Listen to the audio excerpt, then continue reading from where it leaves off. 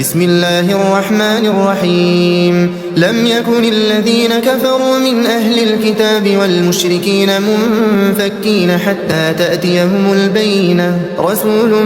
من الله يتلو صحفا مطهرة فيها كتب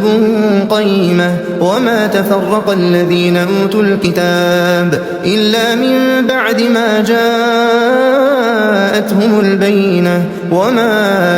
أمروا إلا ليعبدوا الله مخلصين له الدين حنفاء ويقيموا الصلاة ويؤتوا الزكاة وذلك دين القيمة إن الذين كفروا من أهل الكتاب والمشركين في نار جهنم خالدين فيها أولئك هم شر البرية إن الذين آمنوا وعملوا الصالحات أولئك هم خير البرية جزاؤهم عند ربهم جنات عدن تجري من تحتها الأنهار خالدين فيها